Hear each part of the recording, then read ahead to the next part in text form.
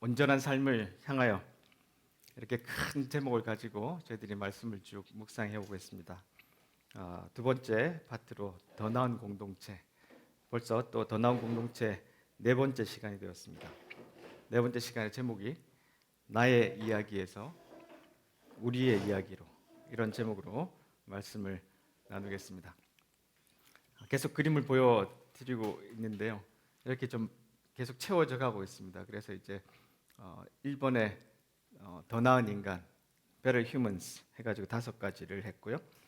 이제 더 나은 공동체, Better Community 해서 지금 오늘 네 번째, 또 다음 주에 5번째 하면 이제 더 나은 이웃으로 이렇게 넘어가게 될 텐데, 이렇게 흐름을 쭉 우리가 좀 따라오시면 전체적으로 말씀을 이야기하시기에 도움이 되실 것 같아요. 이 공동체에 대해서 우리가 뭘 지금까지 또 묵상했나 하면, 첫 번째로 우리 하나님은 아주 독특하게 삼위일체로 공동체로 존재하신다. 다른 어떤 곳에서도 없는 그런 특별한 모습으로, 모양으로 우리 하나님이 그렇게 존재하신다. 완벽한 사랑과 평등과, 그리고 인간을 창조하셨는데요. 제가 아마 1990년대 초 같아요. 얼바나 샴페인이라고 하는 곳에서 이 선교 집회가 있었어요. 큰 선교 집회, 대학생들이 몇만 명 모이는 선교 집회에서 그 켄 퐁이라고 하는 이제 미국계 중국계 미국인이죠.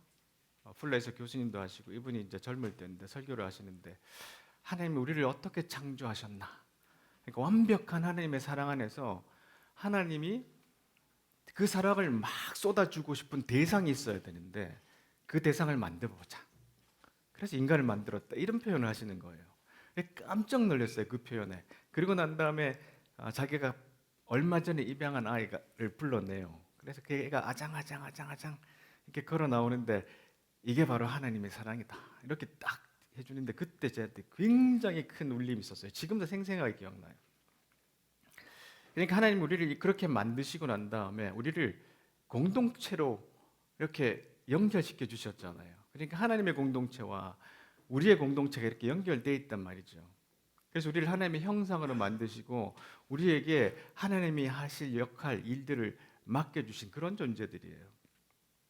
자, 그리고 우리의 그 구원이 깨어져 있었고 망가져 있을 때 예수님께서 우리를 구원하시고 난 다음에 각자 구원하시고 각자 신앙 생활하도록 놔둔 게 아니라 공동체 안으로 불러내셨어요.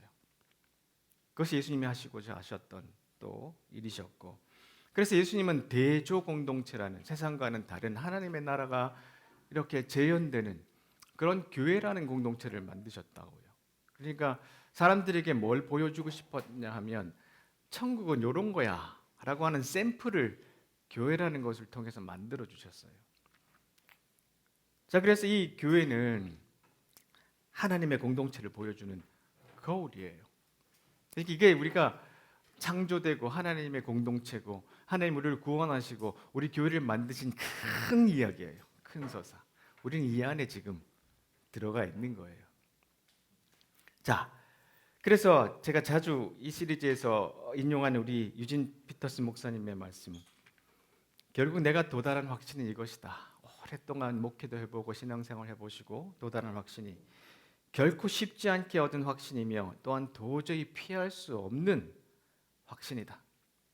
즉 우리는 공동체에 자신을 담그고 공동체를 끌어안지 않고서는 영적인 삶에서 어떠한 성숙도, 예수님 따르는 일에서 어떠한 순종도, 기독교적 삶에서 어떠한 온전성도 이룰 수 없다는 것이다. 홀로서는 신앙은 자랄 수도 없고 완성될 수도 없다는 거예요.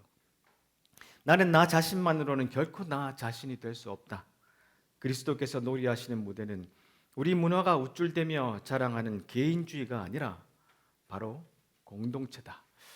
근데 우리가 이제 공동체가 이렇게 하나님께서 서로 이렇게 존재하시고, 우리도 그런 공동체를 위해서 만들으셨고, 구원도 공동체고, 공동체가 중요하다는 거 알아요. 이해했어요. 근데 이 세상 문화가 그렇지 않잖아요. 그렇죠? 우리는 그 세상 문화에 깊이 또 살다 보니까 개인주의 또 이기주의라는 것이 우리 몸에 아주 자동적으로 탑재되어 있는데, 차정식 교수님이 이런 이야기를 합니다. 기독교적 공동체의 성서적 기원과 실천적 대안. 교회마저도 지금 그렇다. 공동체해야 되는 교회마저도 그런데 이런 말을 하세요. 오늘날 한국 교회는 자본주의 체제의 깊숙한 자장 안에서 그 체제의 속성과 원리에 따라 움직이는 기관이 되어버렸다.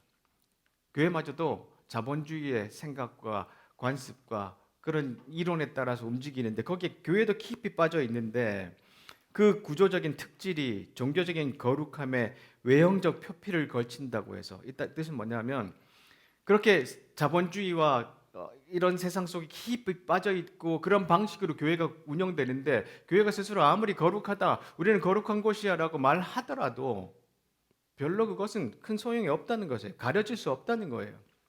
그래서 긍정적인 의미의 공동체로서 오늘날 교회를 규정하고 평가하는 것은 매우 기만적인 측면이 있다. 이게 뭐냐면, 교회가 거룩한 공동체다라고 말하는 건 이거 속이는 거 아니야?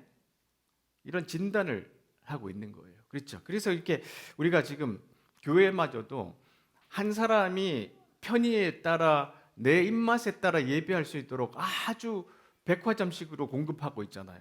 1부 예배, 2부 예배, 골프 칠 사람은 1부 예배, 뭐 할 사람 2부 예배, 3부 예배, 4부 예배, 5부 예배, 6부 예배. 그리고 내가 좋아하는 교회, 내가 좋아하는 설교, 내가 좋아하는 이게 바로 소비주의 정신이거든요. 내가 좋아하는. 근데 이게 결코 신앙하고는 완전히 상반되는 것인데, 우리는 이렇게 신앙생활을 해가고 있다는 거예요. 자, 그래서 개인주의 신화라는 책에서 피터 칼레로는 이런 이야기를 합니다. 오늘날 개인주의는 한때 그것이 상징하던 자유와 평등의 빛을 퇴색시킬 조짐이 보이면서 어두운 면을 드러낸다. 기업과 국제금융의 리더들은 급진적인 개인주의 신화를 이용해 경제적 불평등을 정당화한다.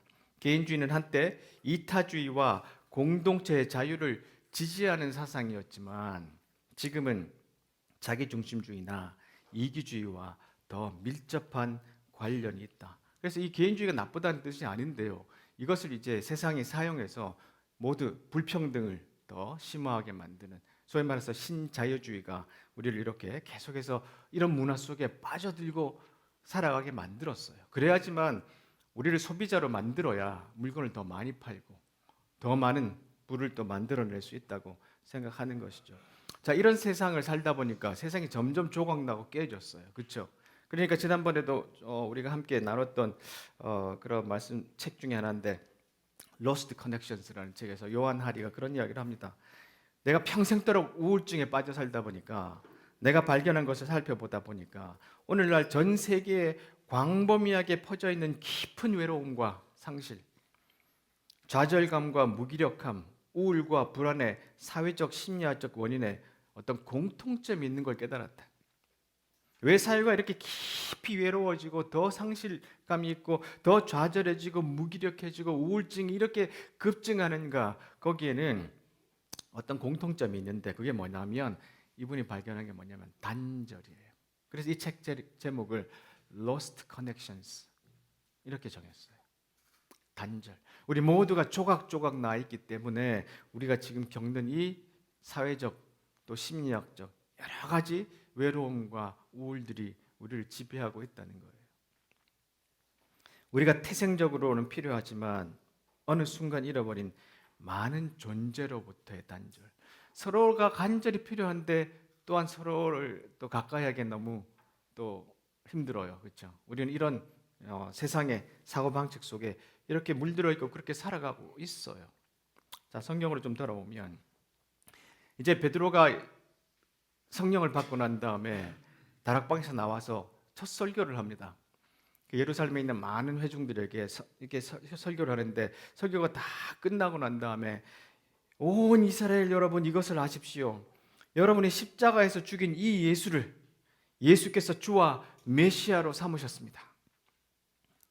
두어 달도 안 되는 그 전에 여러분들이 십자가 죽인 바로 그분이, 예수님이 바로 메시아인데, 그분이 하나님께서 주와 메시아로 삼으신 것은 우리 역사를 보고 성경을 보면 의심할 여지가 없습니다. 그러니까 듣고 있던 사람들이 너무나 마음에 찔렸어요. 그리고 베드로와 다른 사람들에게 막 물어요. 형제 여러분, 그러면 우리가 어떻게 해야 합니까? 우리가 어떻게 할까요? 벌써 예수를 죽여버렸는데 우리가 어떻게 해야 합니까? 그렇게 이제 막 회개하는 마음으로, 탄식하는 마음으로 물었어요. 자, 베드로가 그 물음에 이런 대답을 합니다. 회개하고 교회 열심히 다니십시오. 그러나요? 아니요. 딱 보세요. 삶을 고치십시오. 우리가 어찌하면 좋을까요? 그랬더니 예수를 믿으십시오. 이 말이 아니라 첫 번째의 반응이 삶을 고치십시오. 그렇게 말합니다. 하나님께로 돌아온다는 뜻이 회개한다는 뜻이잖아요. 회개는 그냥 후회한다는 뜻이 아니라 가던 길을 되돌아간다는 뜻이죠. 유턴한다는 뜻이에요. 그러니까 삶을 고치고 회개하고 여러분이 각자 예수 그리스도 이름으로 세례를 받으십시오. 이 세례를 받는 것은 공동체 안으로 들어온다는 뜻이에요. 여러분의 죄가 용서받습니다. 성령을 선물로 받으시고요. 이 약속은 모든 사람들에게 해당됩니다. 그리고 난 다음에 보세요. 그가 한참을 더 말하며 간절히 권하는데 이 병들고 무감각한 문화에서 빠져나오십시오. 여러분이 할 수 있을 때에 어서 나오십시오. 그러니까 이 병들고 무감각한 문화, 지금으로 말하면 지금 이 개인주의에 이렇게 깊이 이기주의에 빠져 있는 세상 문화를 우리가 적용해 볼 수 있어요. 그러니까 이 세상이 우리를 만들어가는 방식에 깊이 빠져 있는데 우리가 정말로 예수님을 잘 따르려면 삶을 고쳐야 되고 회개하고 돌아서야 되고 공동체 안으로 들어와야 되고 그리고 어떻게 해요?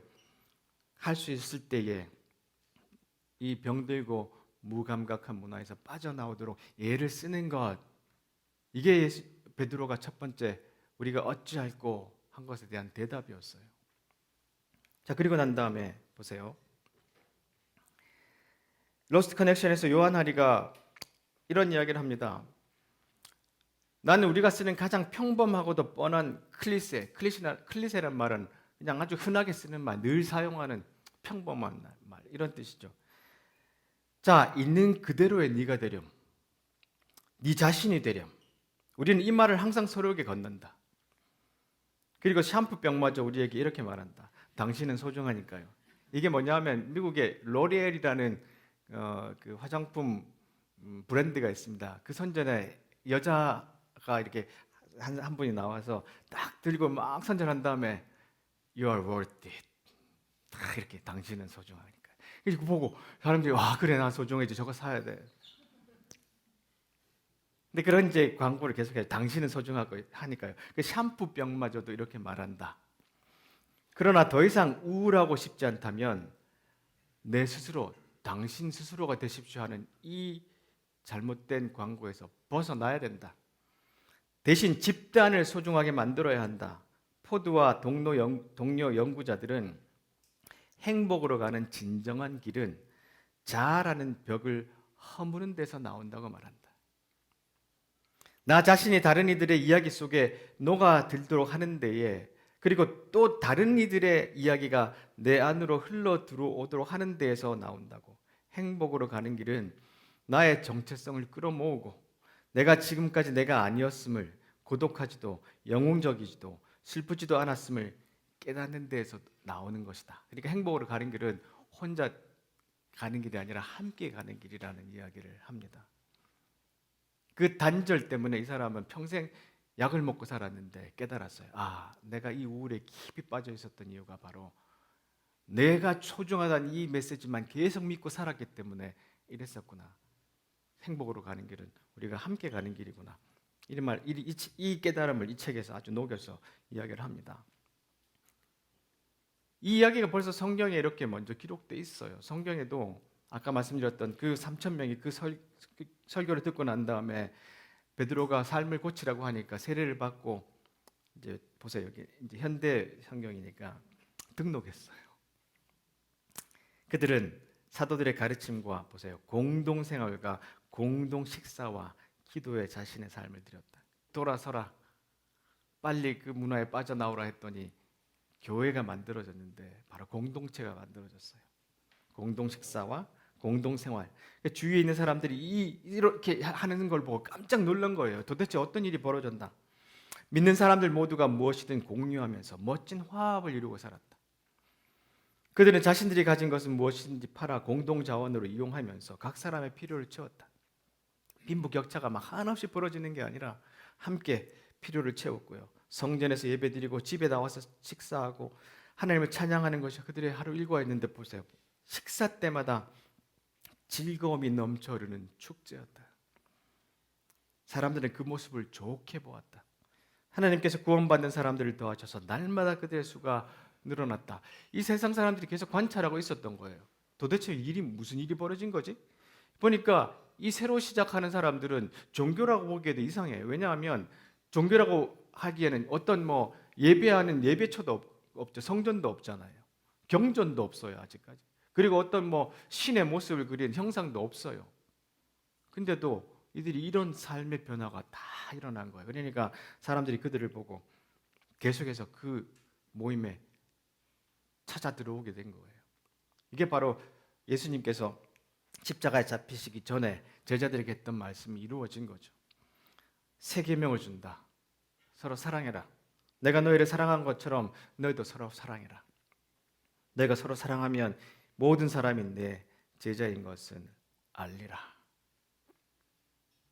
이게 초대교회 원시교회라고도 하는 교회에서 일어난 놀라운 역사예요. 근데 공동체는 시작하기는 좋은데 상대적으로 유지하기가 굉장히 어렵습니다. 그렇죠? 그래서 바울 사도도 계속해서 공동체가 깨어지고 문제가 생기니까 거기에 가서 다시 복음을 전하기도 하고 편지를 보내기도 하고 또 제자를 보내기로 했었죠. 그러니까 바울 사도가 어떻게 하면 공동체를 좀 잘 유지하고 또 자라게 할까 해서 여러 가지 말씀을 보냈는데 그 중에 우리가 이 공동체를 몸으로 비유하는 그런 말씀을 볼 수 있어요. 몸은 하나지만 많은 지체들이 있고 몸에 지체들이 많이 있지만 한 몸인 것처럼 그리스도도 그와 같습니다. 우리는 유대인이든지 그리스인이든지 종이든지 자유인이든지 모두 한 성령으로 세를 받아 한 몸을 이뤘다 그랬어요. 이게 한 성령을 받은 한 성전이에요. 몸은 하나의 지체가 아니라 많은 지체들로 이루어져 있고 몸의 한 지체가 고통당하면 모든 지체가 함께 고통을 당하고 한 지체가 영광을 받으면 모든 지체가 함께 기뻐합니다. 여러분들은 그리스도의 몸이며 한 사람 한 사람은 그 몸의 지체입니다. 그러니까 우리 모두가 성령 안에서 연결되어 있다는 거예요. 조각조각 떨어져 있는 개인이 아니라 한 성령을 통해서 그 그리스도 몸 안에 붙어져 있는 한 지체들이라는 것입니다. 이 개념을 우리가 반드시 가지고 있어야 돼요. 자, 그래서 로마서에도 그 말씀을 또 보여줍니다. 사람에게 몸이 있고 많은 지체가 있는데 그 지체들이 하는 일이 각기 다른 것처럼 우리도 여럿이지만 그리스도 안에서 한 몸을 이루었고 한 사람 한 사람이 서로에 대해 지체로 연결되어 있습니다. 그래서 하나님께서 우리에게 주신 은혜로 모든 사람이 각자 다른 은사, 성경에서 말하는 은사는 여러 가지 것으로 설명이 될 수 있는데 뒤에도 또 좀 설명을 하겠습니다만은 각자에게 은사라는 각자에게 어떤 재능이라는 독특한 선물을 주셨어요. 그 이유가 뭐냐 하면 바로 그것을 통해서 이 하나님의 공동체를 아름답게 세워가라는 거예요. 손이 하는 일이 있고, 그렇죠? 다리가 하는 일이 있고, 눈이 하는 일이 있고, 코가 하는 일이 있는 것처럼 각자에게 다른 일들을 나눠 주셨는데 그 일을 해야지만 공동체가 바르게 세워져 갈 수 있다는 거예요. 누구 한 사람이 콘데 자기 역할을 안 하면 숨을 못 쉬겠죠. 그런 것처럼 교회는 공동체는 그렇게 만들어져 있는데 보세요. 그 은사는 보세요. 선물로 받았다 그랬어요. 이것은 하나님께서 대가 없이 우리에게 주신 거예요. 내게 아니라. 그 이유는 그 선물을 보세요. 사용하란 말이 2번이나 나옵니다. 갖고 있지 말고 사용하라. 그것이 만약에 예언의 선물이면 분량대로 그 선물을 사용하고 봉사하는 선물이면 봉사하는 일로, 가르치는 선물이면 가르치는 일로. 물론 한 가지만 있는 건 아니에요. 격려하는 선물이면 격려하는 일로, 남을 구제하는 선물이면 너그럽게 나누는 일로. 어젯밤에 이제 자기 전에 이제 말씀 끝내고 이제 아내가 내가 받은 은사가 뭐지? 그랬어요. 막 퍼주는 거. 그러니까 그거 말고 그러면 환대, 그건 마음에 들어. 단어를 다 바꿨으면 좋겠어. 뭐 이러면서 이제 이야기를 했는데, 자기 은사가 뭔가, 내가 가진 은사가 뭔가를 살펴보고 이걸 어떻게 써야 되는지를 한번 생각해 보는 것이 우리 서로에게도 공동체도 매우 중요합니다. 자, 근데 보세요. 이것을 우리가 사용하는데 그 출발은 하나님께 있어요. 하나님이 우리를 먼저 사랑했기 때문에 우리가 다른 사람을 사랑하는 거예요. 하나님이 우리를 위해서 십자가에 예수님을 보내서 죽으셨기 때문에 우리가 그 은혜를 받았기 때문에 우리도 그렇게 다른 사람을 위해서 살고 사랑하는 거예요. 그렇죠? 우리는 사랑하는데 두려움이 있어요. 요즘 제가 항상 버스를 타고 다니는데 요즘 깨달은 게 뭐냐면 사람들이 내리기 전까지 벨을 잘 안 눌러요. 누가 눌러주나? 나는 안 눌러? 뭐 이런 생각이 들지 않나 싶을 정도로 이렇게 책 읽다 보면 지나칠 때도 많아요. 이걸 이렇게 눌러주는 것도 옛날하고 좀 달라졌다는 느낌이 순간 스쳐가는데 깜짝 놀랐어요. 내가 눌러야 되겠구나. 근데 보세요. 우리에게는 이렇게 마음속에 남을 위해서 뭘 조금이라도 뭘 하나 하는 것이 힘든 세상을 살고 있어요. 근데 우리 그리스도인들은 뭡니까? 하나님께서 우리를 위해서 독생자 예수를 아끼지 않으시고 십자가에 내주셨고 대신 우리를 위해서 죽으셨잖아요. 그 은혜를 받았기 때문에 우리는 그 은혜를 받은 사람으로 다른 사람을 사랑해 주는 거예요. 우리 힘으로가 아니라 우리가 받았기 때문에. 그래서 이 요한에서도 그 말씀을 하시잖아요. 온전한 사랑은 두려움, 귀찮음 이런 것들을 내어 쫓는다는 거예요. 부활을 살라에서 유진 피터슨 목사님 이런 말씀하시죠. 하나님은 사랑이신데 사랑은 하나님 존재의 핵심이다. 또한 하나님의 형상으로 지음받은 우리도 그 핵심은 사랑이다. 우리는 그런 존재로 지음받았다. 사랑하는 사람으로, 사랑받는 사람으로, 사랑할 때 우리는 가장 온전한 우리가 된다. 왜냐하면 하나님이 우리를 사랑하셨고 하나님은 사랑이시니까. 그래서 우리가 가장 좋은 모습으로 성숙하게 살게 되는 모습이 뭐냐면 사랑하는 사람으로, 사랑받는 사람으로. 어떤 사람은 사랑하는 건 좋은데 사랑받는 건 힘들어하는 사람도 있어요. 근데 우리가 그렇게 할 때 우리는 가장 온전한 우리가 된다는 것, 예수님을 닮고 하나님을 닮게 된다는 것들을 우리가 기억했으면 좋겠어요. 자, 그래서 베드로전서에도 보면 이 말씀을 또한 강조합니다. 모든 사람들에게 성령의 선물을 주셨는데 각자에게 다른 특별한 선물을 주셨어요. 그리고 그것을 통해서 하나님의 은혜를 알게 하셨고, 그러므로 하나님의 선물을 가볍게 여기지 말고 보세요. 착한 종처럼 남을 돕는 일에 그 은사를 사용하십시오. 나는 조금 더 많이 배웠고요. 많은 경험도 있고 또 많은 재정도 있고 아니면 여러 가지 것들이 있는데 그건 하나님의 선물이고 종처럼 남을 돕도록 우리에게 허락하신 선물이에요. 그런 생각을 우리 그리스도인들은 가져야 되고요. 말씀을 전하는 사람은 하나님의 말씀만을 전하고 봉사하는 사람은 하나님이 주시는 힘으로 남을 돕고 무엇을 하든지 예수 그리스도를 통해서 하나님께서 영광을 받도록 하시기 바랍니다. 그분에게 영광과 능력이 영원토록 함께 하시기를 바랍니다. 아멘. 이렇게 베드로께서 말씀하셨어요. 자, 그런데 이 공동체가 서로 되려면 중요한 깨달음이 하나 있어야 하는데 헬리나 오인 께서 이런 이야기 하셨어요. 이분이 이제 예일대 교수로 있다가 나중에 이 장애인들이 있는 라리시 공동체로 들어가서 마지막을 보내셨잖아요. 거기서 쓴 이제 글들인데 이런 이야기를 하세요. 공동체는 열매의 장이기도 하다. 열매, 이 아름다운 단어를 가슴에 새기기 바란다. 공동체에서 아주 중요한 단어다. 우리는 풍성한 열매를 맺을 수 있다. 공동체는 깨어진 사람들이 우리가 모여 연약한 모습으로 열매를 맺는 곳이다. 깨어졌기에 열매가 맺힐 수 있다.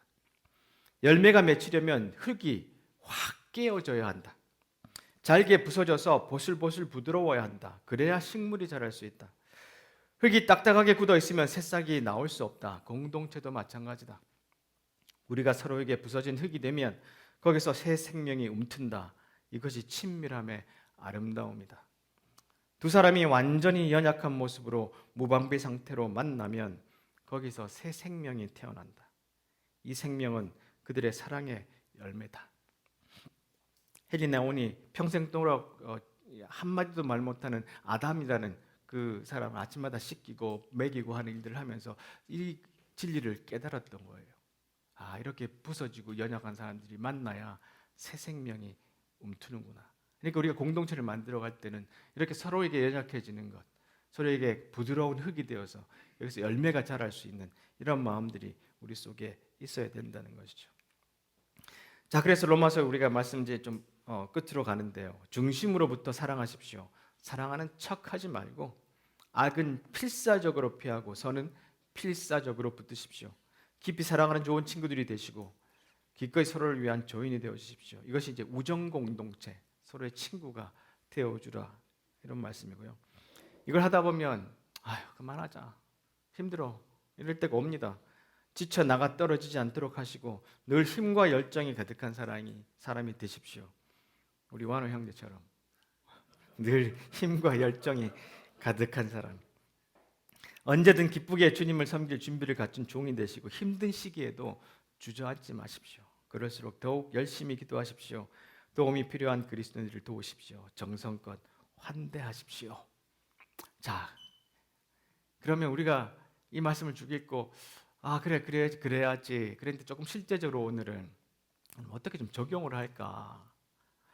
그래서 내 은사가 뭔가? 여러분 혹시 은사 테스트 많이 해보셨잖아요. 우리 교회도 많이 해보고 제가 보니까 별 소용이 없었어요. 큰 소용이 없어요. 미국에서 제일 좋은 거 번역해서 막 뭐 64가지, 뭐 108가지 다 했는데 별로 소용이 없는 거예요. 그래서 깊은 깨달음이 왔어요. 제가 이제 미국에 있는 세들백 교회에서 일할 때 리고레 목사님이 이거 굉장히 많이 강조하셨거든요. 교인들이 전부 다 자원봉사자가 되자. 그래서 이분은 쉐입이라는 것을 자기 스스로 만들었어요. 쉐입이 뭐냐면 첫 번째 스피리추얼 기프트의 앞에 S. 너에게 영적 은사가 뭐냐? 이걸 먼저 발견해라. 두 번째로 네가 마음이 가는 것이 어디냐? 하트가 어디로 가느냐? 세 번째로는 어떤 능력을 갖고 있느냐? 어떤 공부를 했느냐? 어떤 기술이 있느냐? 목수일 수도 있고 뭐 다양하잖아요. 그리고 난 다음에 네 성격이 어떤 성격이냐? 그리고 난 다음에 어떤 경험을 했느냐? 이 5가지를 이렇게 정리해 보면 스위스 팟이라고 딱 중간에 오는 이게 네 역할이야. 이렇게 가르쳤어요. 제가 여러분들에게 드리는 적용은 느헤미야가 했던 삶을 보고 좀 적용을 하게 되는데 첫 번째는요. 내 마음이 어디로 향하는가? 내 마음이 누구에게 가는가? 우리 교회 공동체도 그렇죠. 아니면 바깥에서도요. 내 눈이 어디를 향하는가? 내 마음이 어디로 향할 때 가슴이 좀 짠하고 그런 마음이 드는가? 보세요. 느헤미야가 사실 느헤미야가 아주 잘 살고 있었거든요. 근데 자기 형제 중에 하나가 친형제는 아닐 거예요. 하나니가 지금 완전히 멸망한 유다에서 왔는데 그 형편이 어떤지 물어봤어요. 그랬더니 그들이 대답했어요. 포로로 끌려오지 않고 유다 지방에 남아있는 사람들은 많은 고생을 하고 있고 멸시당하고 있습니다. 그리고요 예루살렘 성벽은 무너졌고 그 성문들은 불타버렸습니다.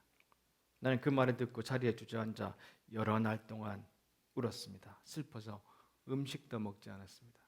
본인은 괜찮은 삶을 살고 있었어요. 그 유대민족은 또 멸망할 또 하나님께서 막 저주한다 막 이런 이제 그런 선지자 이야기를 다 듣고 있었잖아요. 삶을 안 고쳤죠. 근데 보세요. 자기가 상관하지 않아도 될 일일 수도 있는데 그는 그 말을 듣고 자리에 주저앉아 여러 날 동안 울었어요. 그의 마음이 예루살렘을 향해 갔던 거예요. 그러니까 우리가 첫 번째로 공동체나 어디서 내가 어떤 일을 할 수 있을까? 하나님 주신 내한테 은사가 뭔가? 이런 걸 생각할 때 첫 번째는 내 마음이 어디로 향하는가? 아이들에게 가는가? 아니면 뭐 노숙자에게 가는가? 어디로 가는가? 내 마음이 어디를 봤을 때 제일 좀 울림이 오는가? 그걸 좀 확인해야 되고요. 두 번째로는 내가 무엇을 해야 기쁨을 얻는가? 이게 막 좋아 이런 뜻이 아닐 수도 있어요. 내 사명감이 충족되는가? 내 심장이 막 무슨 일을 할 때 더 뛰는가? 이걸 확인해야 되는데 보세요. 이제 아닥사스다 왕 20년 니산월에 이런 일이 일어났는데 왕이 포도주를 달라고 해서 이제 포도주를 가져다 왕께 드렸어요. 그러니까 얼마나 왕과 가까워요, 그렇죠? 그런 높은 관원이었어요. 근데 왕의 얼굴에 이 느헤미야 얼굴을 보니까 되게 슬퍼 보이는 거예요. 근데 오늘 왜 이러니? 그러니까 왕에게 대답합니다. 제가 슬픈 얼굴을 한 까닭은 제 조상이 묻혀 있는 성이 폐허가 되고 그 성문들이 불에 타버렸기 때문입니다. 그러니까 그러자 왕이 그대가 원하는 게 뭐냐? 그대가 원하는 게 뭐냐? 그러니까 보세요. 그냥 바로 대답하지 않고 나는 하늘의 하나님께 잠깐 기도하고 나서. 근데 우리가 사회생활 할 때도 그래요. 그냥 무슨 일이 생겨도 그냥 무조건 자기 생각과 자기 뜻대로 하지 말고 잠깐 기도하세요. 눈 감고 아니라도 마음속으로 주님 어떻게 할까요? 어떻게 대답할까요? 어떤 마음을 주시나요? 먼저 잠깐 기도한 다음에 아주 지혜로운 답을 하니까 왕이 대답하잖아요. 왕에게 왕께 이제 대답해 주는데 괜찮으시다면 제가 왕의 마음에 드신다면 제 조상이 묻혀 있는 유다에 그 성으로 저를 보내 주십시오. 제가 그 성을 다시 짓겠습니다. 이 왕이 허락해 주기가 쉽지 않은 그런 요청인데 허락해 줘요. 그러니까 내 마음이 어디로 향하는가? 두 번째로 내 사명이 뭔가? 내가 뭘 할 때 내 마음이 더 기쁜가? 내 심장이 뛰는가? 내 삶의 의미가 더 생기는가? 이걸 좀 봐야 돼요. 그리고 세 번째로 내가 그리고 잘할 수 있는 게 뭐냐? 느헤미야가 아무런 기술도 없고 달란트도 없고 재능도 없는데 마음만 가고 그냥 기쁨이 있어서 뛰어간다면 오히려 어려움을 겪겠죠. 근데 보세요. 이 느헤미야서에 보면 이 느헤미야가 얼마나 좋은 리더십을 가지고 있는지, 그가 어떤 기술들이 있는지. 그래서 이제 2장 11절에 보면 이제 예루살렘에 이르러 가지고 3일 동안 길을 다 다니면서 측량을 해보는 거예요. 그리고 아무에게도 말하지 말라 그러고요. 밤중에도 나가서 골짜기 문을 지나고 용의 샘을 지나고 거름문을 지나고 예루살렘 성벽을 다 조사해요. 그 여기 있는 사람들이 혹시 말하면 혹시나 문제가 생기고 동요가 일어날까 봐 아주 지혜로웠어요. 15절에 보면 그래서 그날 밤에는 골짜기를 따라 올라가면서 성벽을 조사했습니다. 그러다가 몸을 돌려 골짜기의 문을 지나서 되돌아왔습니다. 이 느헤미야서를 계속 읽어보시면 문제가 계속 생기거든요. 중간에 어떤 반란도 생기고요. 돈이 없기도 하고 여러 가지 상황이 생기는데 정말로 지혜롭게 해결해 가요. 그러니까 내가 잘할 수 있는 게 뭐냐를 좀 알고 있어야지만 된다는 거죠. 그러니까 첫 번째로 내 마음이 어디를 향하는가? 어떤 곳에 짠한 마음들이 있는가? 두 번째로 내가 기뻐하는 일들이 뭔가? 내 삶에 의미를 주는 게 뭔가? 그리고 세 번째로 그리고 내 경험이 뭔가? 내가 받은 기술이 뭔가? 갖고 있는 훈련이 뭔가를 살펴보면 자기 섬기곳이 나오죠. 자, 그래서 오늘 여러분 소그룹 하실 때 이 세 가지 내가 마음이 가는 부분이 어디 있는가? 이 꼭 교일편은 없어요. 어떤 일을 할 때 기쁜 그리고 사명을 경험하는지를 살펴보고 나는 어떤 일을 가장 잘할 수 있는지, 그리고 바람교회에서 내가 그러면 할 일이 뭔가를 오늘 소그룹에서 같이 나눠가지고 함께 또 성장하는 우리 모두가 되기를 간절히 바랍니다. 기도하겠습니다.